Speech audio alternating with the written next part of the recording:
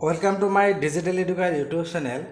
ভিডিওটোৰ যোগেদি দিব বিচাৰিছোঁ শিক্ষা বিভাগৰ এটা অতি গুৰুত্বপূৰ্ণ খবৰ। শিক্ষকৰ ৰেচনেলাইজেশ্যন আৰু ট্ৰান্সফাৰ সম্পৰ্কীয় এটা ভাল খবৰ জনাব বিচাৰিছোঁ।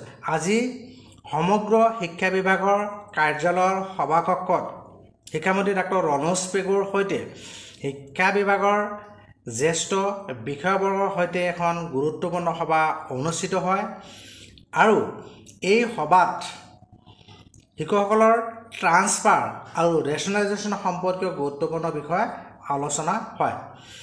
বিদ্যালয় আৰু বিষয় অনুসৰি শিক্ষাৰ্থী আৰু শিক্ষকৰ অনুপাত নিয়ন্ত্ৰণত অগ্ৰাধিকাৰ দি শিক্ষকৰ ৰেচনেলাইজেশ্যন আৰু ট্ৰান্সফাৰৰ কামসমূহ বিভাগক আগবঢ়াই নিবলৈ আজি নিৰ্দেশনা দিয়ে।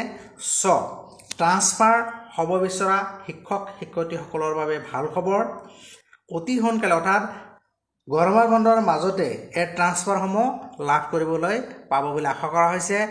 ইয়াতে চাওক, শিক্ষামন্ত্ৰীয়ে তেখেতে ফেচবুক পেজৰ জৰিয়তে উল্লেখ কৰিছে যে আজি সমগ্ৰ শিক্ষা বিভাগৰ কাৰ্যালয় সভাকক্ষত শিক্ষা বিভাগৰ জ্যেষ্ঠ বিষয়াবৰ্গৰ সৈতে শিক্ষকৰ ৰেচনেলাইজেশ্যন বদলীকৰণ প্ৰসংগত এখন পৰ্যালোচনা সভা অনুষ্ঠিত হয়।